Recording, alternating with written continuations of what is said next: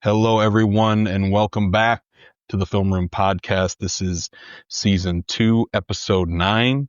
I'm your host, Joe Baress, along with my co-host, Joby Fawcett. Joby, how we doing? Joe, we're doing quite well. Now, I must preface our episode here with the fact that I've got a little bit of anxiety because I took the trip up to Lake Wallenpaupack for this week's Game Face feature. Oh, boy. And on the long drive home, let's just say, after the weekend of hunting, there are some very frazzled deer Yeah. running freely. Yeah. With very little regard to vehicles with their lights on. Oh, geez.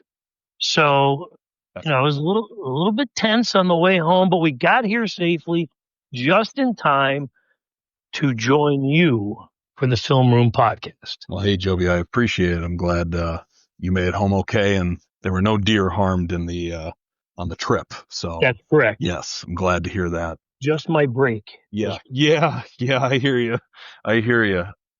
So we're actually joined by a Dunmore buck. That was a terrible transition. I'm actually sorry you recorded that, Joe. I'm probably going to keep that in, but we are joined by our Times-Tribune Athlete of the Week, as we always are. This week it is Amanda Dempsey of Dunmore Girls Volleyball. Amanda, how we doing? Hi, I'm good. How are you? Good. Hey, thanks so much for joining us. Just to let everyone know what Amanda did last week. She had 9 kills, including the 500th of her career, 6 digs and 7 service points to lead the Lady Bucks to a 3-2 win over Western Wayne. She also had 9 kills, 8 digs, and 11 service points in a 3-2 victory over Mountain View. Just to start off, Amanda, the 500 kill milestone is a big deal. Obviously, you joined some all-state standouts at the school, Izzy Cooper, Jillian Korjeski, and Courtney Murray, in reaching that milestone. Join names like that. What does that kind of mean for you and at a program like this? Yeah, I'm very grateful to have the opportunity to be in the same category as those players because they were so great and hardworking, and it's very humbling to be able to join them and have my name on the banner as well. Amanda, so you and I spoke last week, long before the Athlete of the Week vote had been tallied. And, your journey in volleyball is very interesting because initially you weren't overly interested in playing the sport because you are much more focused on basketball. Kind of tell everyone how you kind of got hooked. Yeah, in Dunmore, I think as a girl, it's very easy to grow up hooked on basketball. It's kind of what's available to everybody. And that's definitely what my parents pushed the most for me and my sisters. But volleyball definitely started as a way to kind of get away from being so serious and tense about a sport like I sometimes am for basketball. So it kind of just started as that, like an outlet, something just fun to do. And then it really stuck. I just really started enjoying it and wanting to get better. And so just put the time in, and I don't know. That's how it goes. Yeah. What I kind of find interesting about the numbers, and I don't really know much about volleyball, Amanda. I watch it. I like it. I used to play intramurals in college, but that's about it. So what I'm curious about is, you seem like you obviously reached the milestone in kills, but you really seem like you're an all-around player. Tell me a little bit about how you kind of developed, every part of your game. How do you attack the game? How do you know what to do, in every situation when you're on that volleyball court? I think it just comes with experience, lucky enough to have been able to play all 4 years. And so this year just kind of like having a general understanding of the game that I probably didn't have when I was a freshman. But just being focused on serving and passing and all of the other things that I can do for my team, aside from just hitting, just to maximize my team's chances of winning. Amanda, so, just earlier today, we're recording this on a Monday, Pia Zangardi from North Pocono achieved a milestone of 500 digs, I think, earlier in the year. Mia Suma also hit a milestone for kills. In fact, she is the school's all-time leader in kills. Addison Kilmer from Mountain View, who you played last week, reached a 500 kill milestone. So I know you're really entrenched in basketball and the deep tradition of the Dunmore girls basketball program, but Dunmore certainly has a high place in girls volleyball. And I just think the sport has really grown, over the course of the last 10, 15 years to be very popular here in the Lackawanna League. And you see these other players, these achieving these great statistical milestones, and you're a part of that. How do you feel about the competition here in the Lackawanna League and where this sport, and how far this sport has come? Yeah, I think it's a lot more common nowadays to see girls who are playing volleyball all year round, which wasn't really as common back when I was younger. So it's really awesome to see how great some of these girls are at volleyball, playing all year round, working so hard at it. There's a lot of girls who are very talented, and it's really cool to be kind of mentioned as some of them are. Yeah, absolutely. Last year, I believe you guys lost in the first round of the district championships, but you're 8-1 now. What's the biggest difference for you between this year's team and last year's team, if there is anything? I think one of the biggest differences would be our current sophomore class. We have 3 sophomores that start, our libero, our setter, and one of our middle hitters. So last year playing with 3 freshmen on the court was a little challenging for us, not because they were bad by any means. They just didn't know all of the rules yet. So I think this year, them having that year under their belt, they're stronger and more knowledgeable on what they're doing. So I think that makes a really big difference for our team.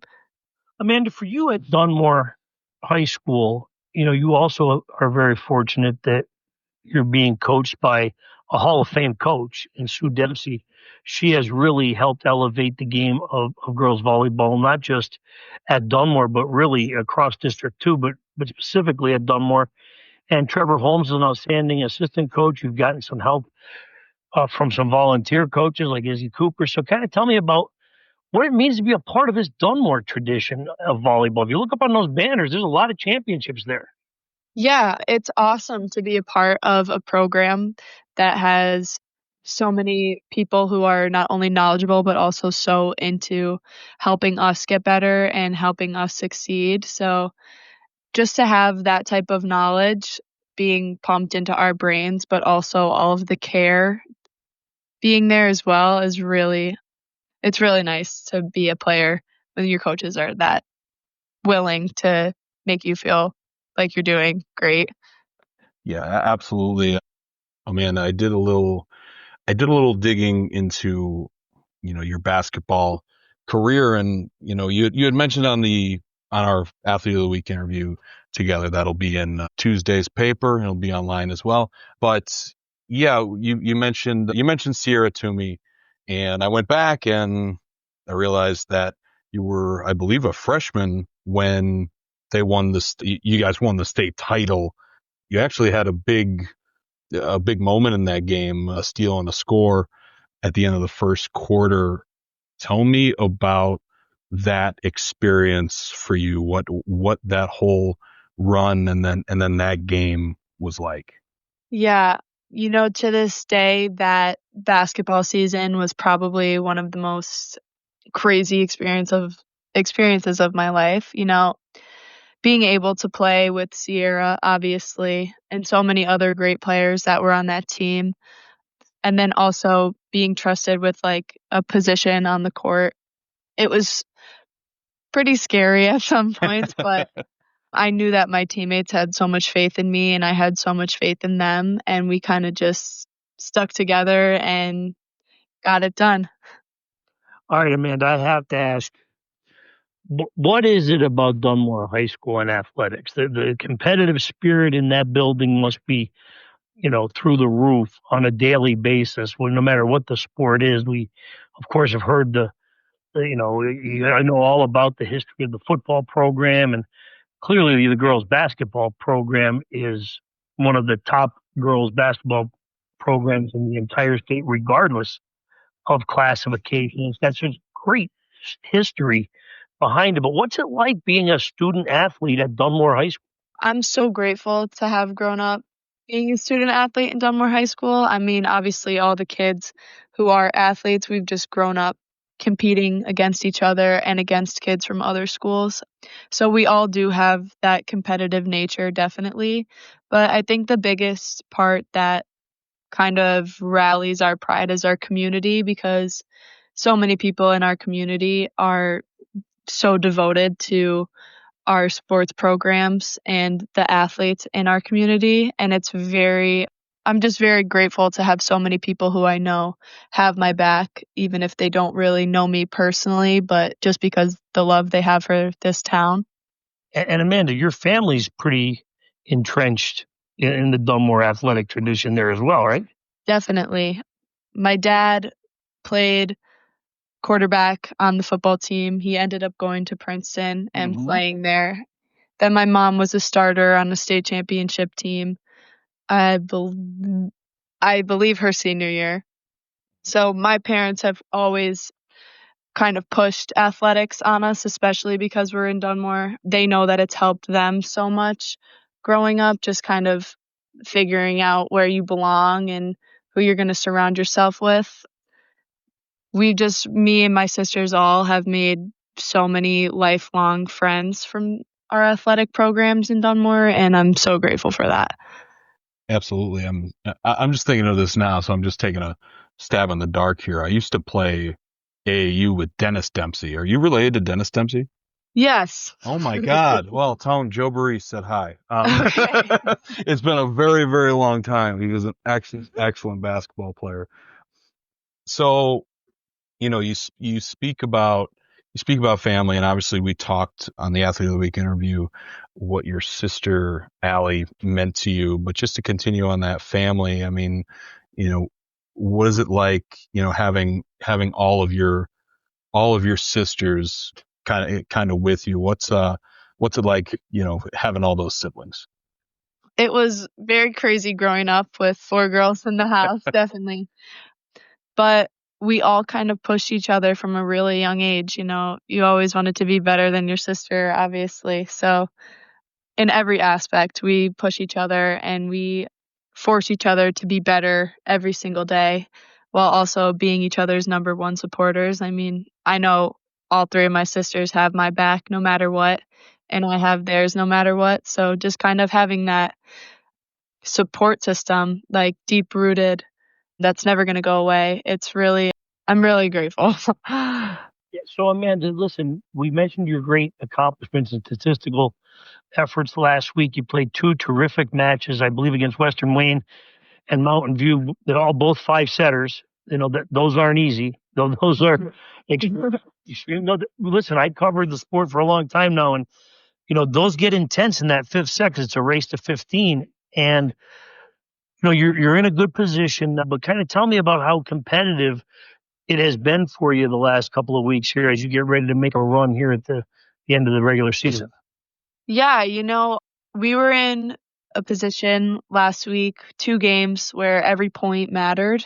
So we had to just kind of turn the distractions off, focus on the play at hand, and just kind of try to not be the team to make the mistake. And we were able to do that. Yeah, definitely. And you spoke to me about how the team kind of had a slower start to the season. Now you're kind of ramping up. I mean, what will you kind of do in your preparation as a team to kind of prepare for the rest of the regular season and, try to make a run at districts? What do you kind of need to do? Yeah, so obviously we'll work on our skills and getting better as volleyball players, but also just the team aspect of it. Everybody staying together and rallying energy and positivity towards the team.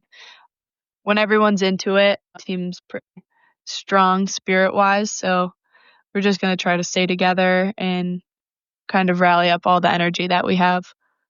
And Amanda, you have to be pretty excited, I guess, for the girls' basketball season that's on the horizon. I know that's not in the forefront for you right now as you're focused on volleyball, but you're coming off a pretty good summer of basketball as well. So, and I think you have some outstanding young talent on this girls' basketball team at Dunmore. So, how much are you looking forward to the girls' basketball season, even though it's a little bit down the road for you? Yeah, I can't wait. Obviously, I want to enjoy all my last minutes and all my last games of volleyball, but I'm super excited to start playing basketball again. Definitely the freshman class is very talented and the senior class is very driven, so it's going to be a great combination this year. Definitely. And again, we were talking yesterday, the transition from volleyball to basketball, something I had never thought of is like the weight of the ball and the effect there. What do you do? Not that I'm trying to end the volleyball season, but what do you do once volleyball season is over? What are kind of the first things that you do to kind of get ready for basketball season and make that transition? Definitely getting back into shape. It's a different type of conditioning that you need to have for basketball. So Coach Joby does a really nice job of getting us back into shape very quickly. So just kind of preparing for those couple of weeks where we just got to bunker down and run. I've been there before, Amanda. I've been there before. Don't say that, Joe. You haven't run for a very long time. Well, a very long time ago. I was there. Not anymore. I don't even remember the last time I ran, let alone a light jog. Joe, I kid you not, he was an excellent basketball player back in the Holy Cross days. Yeah. Don't say that. I was. He had a couple of key defensive plays, if I remember correctly. That's fair. Amanda, listen, you played in a state title game. I, carried people's water bottles at a state. We're different. We're different people.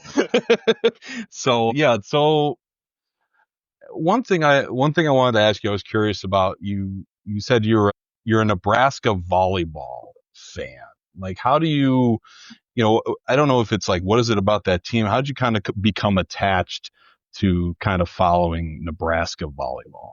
So I'm not a huge volleyball watcher, right, but I do find myself typically watching Nebraska just because I started watching it a couple years ago when they played the first ever outdoor volleyball game. So since then, I've just kind of been like, oh yeah, that's my team. I don't really know why. Yeah, absolutely. Joe, that was such a great scene when they played that match outside, and the Nebraska fans, they really came out, and Big Ten women's volleyball is intense, Joe. That's good stuff. Yeah, Mm-hmm. Absolutely. Penn State was your national champion last year, Joe. Yes, absolutely. They're not going to be a national champion this year in football, by the way. No. Amanda is a Penn State fan. Amanda, are you like a big Penn State fan, or like what? You have to be devastated. Yeah. Joe. How affected are you by it? My dad's definitely a big Penn State fan, and I think he's pretty upset. That's terrible. Goodness gracious. That's terrible. Does he want James Franklin fired? I'm not sure.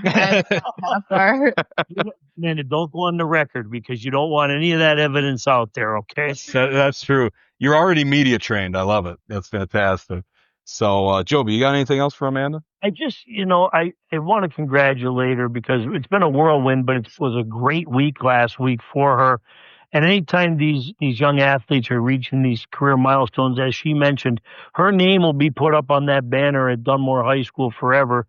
And it's something she can look back on when she's, returning at homecoming weeks or whatever. And certainly she'll be back to support the girls basketball team when she graduates. That's quite an achievement, man. And you should be very, very proud of that. So congratulations for that. And congratulations for being named the Athlete of the Week. Thank you so much. Absolutely. Thanks for joining us, Amanda. We appreciate it. Of course. Take care. You too. All right. That was our Times-Tribune Athlete of the Week, Amanda Dempsey of Dunmore girls volleyball. Yeah, Joby, I mean, you know better than me, but they had, it's a great program there at Dunmore. They're 8-1, only losing to Blue Ridge, who's still undefeated, and a great milestone, obviously, and a couple of 5-setters, Joby. I wouldn't have made it. So the 5-setters are tough. Yeah. They get intense. Yeah. Okay? Not only that, but they're extremely nerve-wracking in that race to 15 because anything could happen. You could have a short, just all you really need is a quick burst, and you could put the set away. That being said, so I believe the Dunmore program is now in its 20th year. This is the 20th season for the Dunmore Lady Bucks, and the reason I really know that is because I want to say that Dunmore's first year was my first year covering girls volleyball. Oh, wow. But I could be wrong. Yeah. Or it could be the 15th year. It's got to be the 20th. But anyway, when Sue Dempsey started this program, she was very encouraged by the number of kids that came out from the team, and she does a great job coaching her and Trevor Holmes, really kind of emphasizing the basics and the fundamentals. And she had a real powerhouse program for a very long time. And for Amanda Dempsey to join that elite group of players who, as you mentioned, Joe, were all state players at Dunmore is a real credit to her. And it is a very good program. And as we pointed out during the interview there, 8-1, losses to Blue Ridge. So Dunmore still has to play Abingdon Heights at some point during the course of this late part of the season. And that kind of leads me into this, Joe, that on Wednesday, I'll be up in Susquehanna County as Abingdon Heights takes on Blue Ridge in the battle of teams that are unbeaten through this point of the season. Yeah, absolutely. Joby, you're, this isn't, I'm going to sound like a broken record, but you got a busy week ahead of you. Yeah. Well, again, I'm just glad I was able to dodge and weave the deer on the way home. And that's true. And, I should remember these things when I schedule these trips to Wayne County. That's true.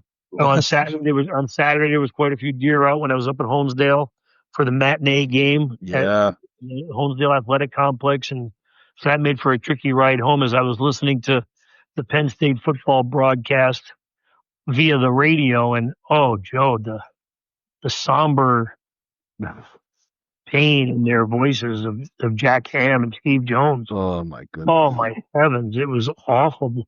You're a Nittany Lions shoe. Joby, how, let's just start there. I just, listen, I'm a noted Michigan fan. Everyone knows this. Hail to the victors. So I don't really have a Penn State fan perspective, or I would be devastated by that loss. I don't know how you lose that game or don't. Well, you don't score as many points as your opponent, Joe. So that's right. You do tell me that. Yeah, that's how that works. That's how you lose the game. But yeah, so Penn State had such high hopes coming into this year. Yeah. Based on last year. Yep. And having all of these players, these All-American type players back. Yep. And which is unusual in this day and age. Yeah. But really, the NIL era, Joe, we may see this more often than not. Yeah. Because, there is no salary cap. Right. So that being said, I try to counsel my dear friends who are very devoted to Penn State. Yeah. Counsel. You have to try to remind them that these aren't robots out there. This is not a video game. These are human That is beings. true. And the game is difficult. Execution is often hard because I know this is hard for a lot of fans to understand, but the other team is trying to. And,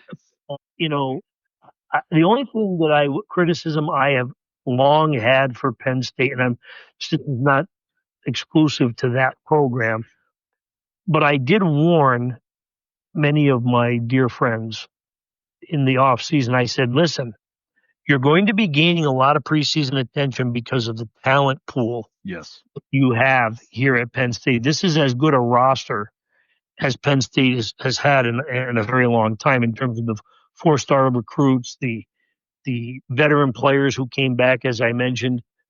But the one thing that I cautioned them on is, you play those 3 exhibition games, and I'm sorry, but that's what they were. Right. And you really never have to push the pedal down to the floor, or you never really have to kind of find yourself in a sticky situation or troubling downs and distances and, just tense moments underneath the clock. Those things don't happen when you're playing those scrimmages. Right. Okay. And then you find yourself in what it was an electric atmosphere at the whiteout against Oregon. Yep. And you're playing against quality players across the field from you, and you fall behind big. And I think that I thought, at least when I watched Penn State give that microcosm of what it had in the fourth quarter and into the overtime period without the turnover, that's the kind of team that Penn State has. But what you have to guard against is, Joe, when you get so pumped up for that game, that the deflation doesn't carry over to the next week. And again, that's not taking anything away from UCLA. Right. But quite frankly, Joe, UCLA was 0-4, had just fired its entire coaching staff. Correct. And that was not Rick Neuheisel old calling plays. No. That was his son. No. Calling plays. So, a lot of tough things that happened to Penn State in that game. I didn't watch it, obviously. I listened to the broadcast, so I don't know a lot of the ins and outs of the nooks and crannies, but that's a loss that finishes a season. Here we are in week 5 for a team that thought it was going to compete for a national championship. So it's going to have a ripple effect. There's no question about it, because Penn State still has some teams on the schedule that are going to be not only a little angered, but they're talented teams. Exactly, Joby. And, I just, this has been happening for some of these games for years. I mean, the play calling is just very confusing. They managed the last few minutes of the first half in a very puzzling way, letting the clock wind down and then getting sacked on 4th down, and then UCLA adds a field goal before the half. A 4th and 2 call again. I am not the football expert, Joby, but it's not just Penn State. Many of these teams, you need 2 yards, you need a yard, you need inches, and we run wide. We try to get a half a yard or whatever by running 6 yards. Or you do as Sean McVay does, and that's run right into the. That's true. where the 49ers hold the advantage. That is true. Yeah, there's no better lead blocker on a 4th and short like a wide receiver. That's right. Joby, we didn't even have to talk about it, but yes. Pointing it out, but you're right, Joe. No, listen, it's very, very, very questionable play calls, obviously, for Penn State anytime you lose. Clearly, if you win that game and you make those calls, they'll call you the next guru, the next coaching wizard. So it's crazy, but it is what it is in college football. And in the NIL era, Joe, your windows aren't going to always be open as much as people think they are, because what Penn State will be dealing with moving forward, and some of these other big Power 4 conference teams, is they're not going to have the depth that they've had before, because players are going to go where they're going to play. Right. And where they're going to make the most money. Right. So you're going to lose a little bit of that depth that makes you an elite program. Okay. And so we'll see how Penn State deals with that. But yeah, listen, the fan base is really, really fired up. And Joby, it was not a good weekend for our, as I call them, localish teams. You got a Penn State loss.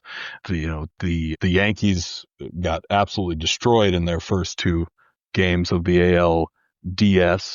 The Phillies, nothing like the Yankees allowing the Blue Jays to play beer league softball My in the goodness. My goodness, Joby.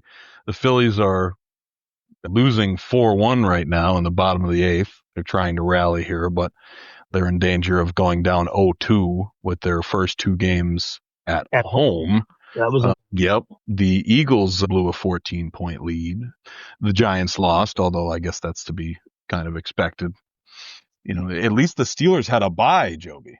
That's fan base. Yeah, and Notre Dame won. So there was some silver lining, but yeah, not the greatest week for our local fans here. Good for our unbiased high school athletic coverage show, where we hope the best for everybody who participates. You're darn right, Joby. And today we had the District 2 team championships in golf. Again, you're recording this on Monday. Go ahead, Joby. Before you do anything, Mm-hmm. I'm going to do my best Karnak. Okay. Who are Scranton Prep and Abington Heights? You got it. Ding, ding, ding. Ding, ding, ding. You got it, Joby. I don't know how you knew, but believe it or not, in the dark, Joe. Believe it or not, the defending state champions who returned their entire team, Scranton Prep, captured the District 2 Class 2A title at Elkview Country Club over Lake Lehman today, with Bill Powell leading the way with a 2 under 70 and Brendan Vell adding a 1 under 71. And also Abington Heights reclaimed the 3A crown with a win over Pittston area. Also at Elkview Country Club, Ryan Boyd shooting a 75 and Philip Matthews shooting a 78. So congratulations to those teams. I think we'll be seeing them in a little bit as well. So some other...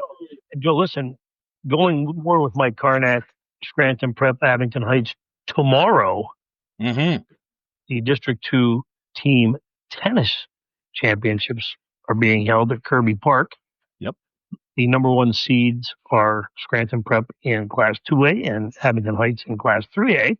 And just based on past experiences, my expectations are that both will defend their team championships tomorrow as well, but it should be a very intense and competitive tournament. We have the semifinals starting at 11 a.m.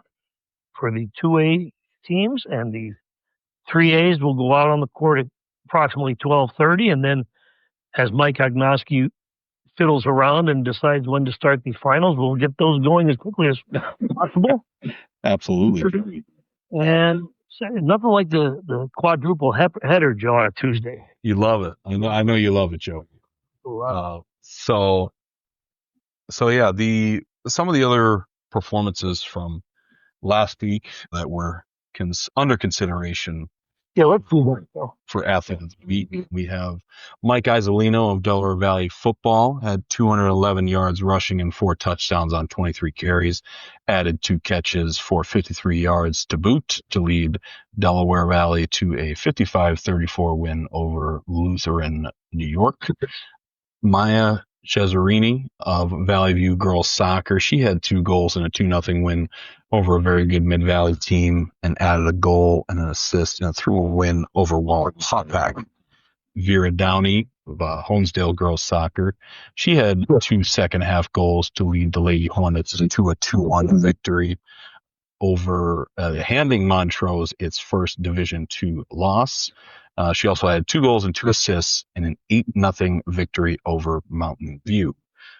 We also have Nika Bustos of Abington Heights Boys Soccer. He had a goal and assist in a 2-0 win over North Pocono. That's a big win in Division I play.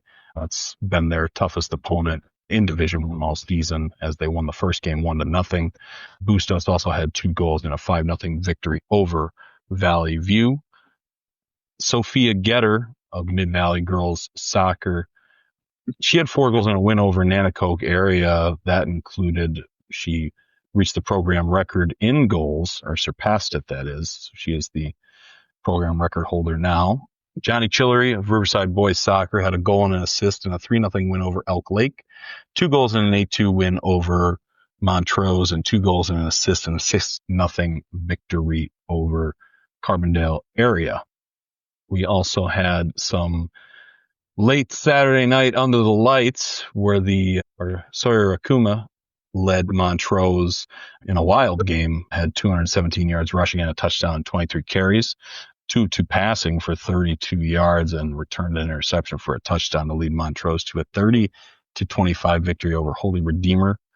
And finally, Katie Fahey of West Scranton Tennis avenged a loss in the regular season to number 1 singles player Ella Swingle of Valley View to lead number 2 West Scranton into the District 2 Class 3A semifinals with a 5-0 win over Valley View. It's the Lady Invaders' first trip to the semis since 2022. She also had a straight sets win in West Scranton's 5-0 victory over Holy Redeemer as the Lady Invaders set a school record for wins with their 13-2 record. So, Joby, those are some of the great performances from last week. Joe, that gives our listeners a great idea of what we do in choosing an athlete of the week. We don't just automatically, because I know you've faced this before. Oh, yes. Okay, whenever you're out at a venue covering an event, in the immediacy of the game, and at the conclusion, oftentimes you get hit with a fan or even a coach. Yeah. Hey, he or she has to be the athlete of the week. Listen, give us a chance, right, to go through. I know because you were here, right, and you watched it, and you think your player or whoever is very deserving of recognition, and they will get some recognition by me putting this recap together. But understand that Joe Baress just went through a list of 10 kids. Yeah, all had good weeks. Okay.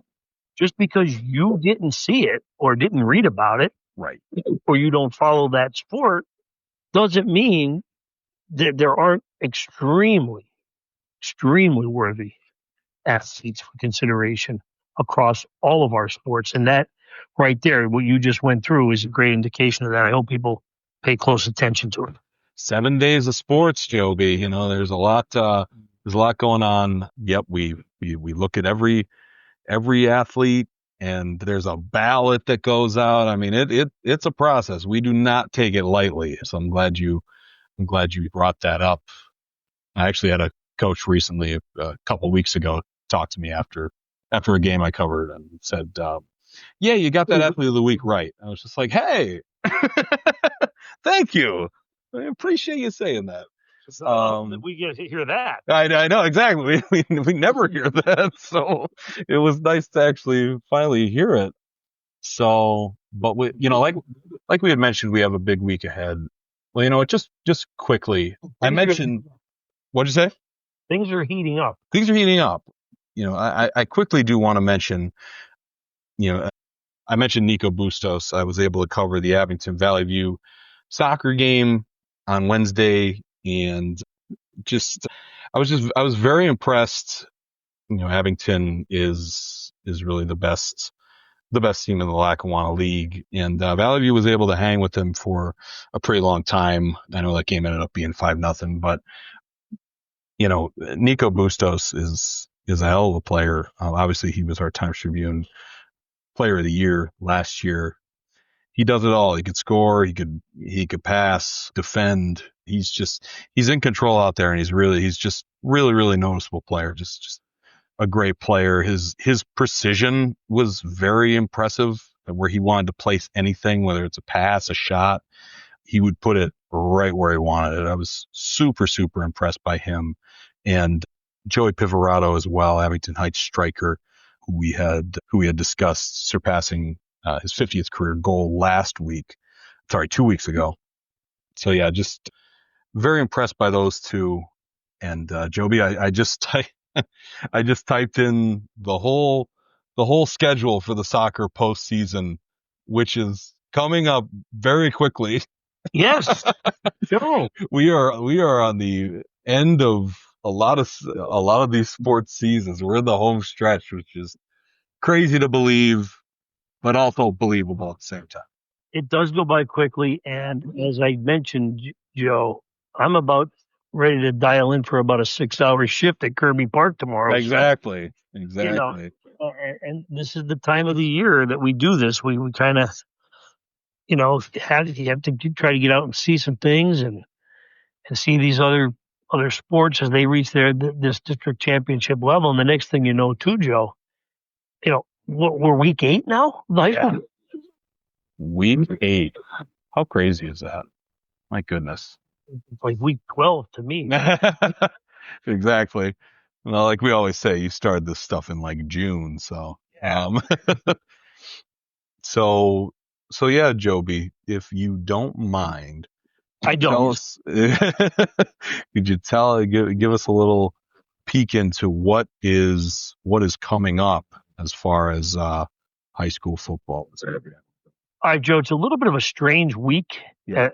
We're kind of diving into we're really now full speed ahead with this interdivision play. Okay. So I went up to Wallenpaupack, as I mentioned. We're going to do a little feature on one of the outstanding linemen at Wallenpaupack who really has overcome some tough adversity in his career. He's a big guy and he suffered a really, really devastating and horrific ankle and lower leg injury last year against Scranton. And there was a time where the doctors did not believe, because of his size, that he'd be able to make a full recovery and come back to be 100% for his senior season. But he's been able to do that. So we're going to do a little feature on him. Our game of the week's a very odd one, Joe, believe it or not. Not necessarily the fact that it's odd. I don't know if that's even the correct word I should use, but so Valley View is at 4-3 and will play at Delaware Valley, which is at 3-4. And, if you were just a layman looking at those two records, you would probably say, well, what in the world is he thinking? But if anybody saw my notebook today, and I hope people did read it, the Lackawanna Football Conference Division I race for a championship is really intensifying now, especially after last weekend's results. In particular, the Abingdon Heights 17-15 dramatic win over Scranton Prep. That has really kind of created a logjam just below unbeaten North Pocono. But keep this as a caveat, Joe. North Pocono still has to play Delaware Valley and Scranton Prep to finish. Right. So we have a lot of that quirky math we're going to have to keep track of now, which I don't like to do. So we have some good games coming up, maybe just not record-wise. Okay? Right. Well, so Valley View, Delaware Valley will probably be the game of the week, and then we've got Abingdon Heights traveling to play Wallenpaupack, and Wallenpaupack's fighting to try to get itself in position to qualify for the District 2 Class 4A championships, where only 4 teams get in. Right now, Wallenpaupack sitting at 5th and probably is the best 5th-seeded team in the district for any classification. Certainly. You look at the daunting schedule that Wallenpaupack has put together. It's pretty impressive, to say the least, where they are. I'm interested to see about Scranton Prep bouncing back, Joe. Yeah. They had made such great strides in a 3-game winning streak, and then to have Abingdon Heights knock Scranton Prep back below 500 for the season. Yep. Now, I fully anticipate that the team that they have there is Scranton Prep 2 rebound, but they've got to play a pretty good Mid-Valley opponent here this week in a matchup of 2 teams that seem to be headed for the District 2 Class 3A playoffs. So I'm kind of sad that I didn't get a chance to see the Abingdon Heights Scranton Prep game live. Yeah. Our colleague Herb Smith did a great job chronicling all the drama of that game. Yeah. And I happen to see a North Pocono team that appears to be getting better and better every week as the Trojans lowered the boom on Valley View 42-10. Right. So, and then I had an afternoon tilt, Joe, at Honesdale. Lakeland wins that one 31-6. So Lakeland keeps chugging along, undefeated in Division II play. We'll see how the rest of the season plays out for the Chiefs. And Joe, we appear headed, I don't want to lock it in just yet, but we appear headed toward a Lackawanna Trail Riverside matchup in Week 10 for the Division III title. Oh, man. Yeah. Both teams won very impressively by the way, over the weekend. That's true. That's true. I guess, I totally skipped over recapping the week 7. I kind of blew that one, Joby. Well, Isaac Ryan's still running the football. He's still running the football. He's up over 1,200 yards still. Yeah, I mean, he's just been ridiculous. I think, I think Delaware Valley, is reaching, obviously, I think they've reached that point in the season where, they're looking to roll here. They're looking to finish, win out the rest of the season, and they've looked very impressive. That Abington win, what a gritty win for them over Scranton Prep, without their star quarterback in Nick Bradley. So, and I was at the Dunmore victory over Mid Valley. Dunmore took care of business there. To see my last week's Game Face feature, Ryan Mecca. Yes, exactly. Talked to him after the game, and Wallenpaugh back with an impressive 35-7 win over Scranton. West Scranton getting a 28-7 victory over Western Wayne. Old Forge getting their first win of the season, 30-0 over Susquehanna. And as you mentioned, Lakeland defeating Homesdale 31-6. Joe, how'd I do getting that game in under deadline? You did fantastic. Plenty of time. Joby, you never let me down. Well, Joe, here's the thing. That was a Saturday afternoon game. They did a little ceremony at Homesdale High School where they had the first Hall of Fame induction class. Some legendary names there. Alan Butch Keller, who started the football program at Homesdale back in 1968 or 69, something of that nature. So he was inducted. Rich Chulada, who I know you're familiar with. Oh, yeah. Was inducted. Taryn Ash, who once held the Pennsylvania State career rushing record. He was inducted. There were a couple others. I wish I could rattle these off for you, Joe. I'm so ashamed of myself. But I think Renee Robbins was inducted as well. She was a terrific track and field athlete back in the day at Homesdale, and I should be very familiar with her work. I believe she continued her career at Lafayette. So I could be wrong on that, but Joe, again, I'm getting old. You were doing a wonderful job there, Joby. And consider, and as you know, I don't take notes. No, exactly. So no, you're doing a fantastic job. And Josh Arnone, Joe, a state champion in wrestling, I believe, was also honored. There was nice. But it was a nice class. It was a nice ceremony. It was a little warm. Yep. 83 degrees for an October afternoon on the turf. Yeah, unseasonably hot. Yeah. Unseasonably hot, yeah. So tough on the football players. The referee did a good job. Mike Serra and his crew to make sure that the players were all well hydrated, several water breaks during the game. Nobody really checked on me at all. They were just kind of letting me out there to boil. No one brought you water or anything? Nothing? No, nobody really cared I was there. Oh, gosh. That's unfortunate, Joby. Good crowd. It was a homecoming day. Very nice. For them. We're at that point of the season where we're going to be running into some Parents' Day pre-game ceremony, Joe, so make sure you're locked in there. And I was the last car in the parking lot. Oh, wow. So I made that sacrifice for it. Yeah, exactly. Well, hey, I appreciate your effort, Joby. And it also provided me the wonderful opportunity to get a chance to listen to the Penn State broadcast. That's the best part. That's the best part. So, Joby, I think we've kind of covered anything. Is there anything that you've missed? I meant to say we've missed. No, I've missed a lot. Oh, man. Follow us, the Times-Tribune.com/sports. Follow Joby's Times-Tribune Facebook page. Follow us on Instagram and Facebook, Times-Tribune Sports.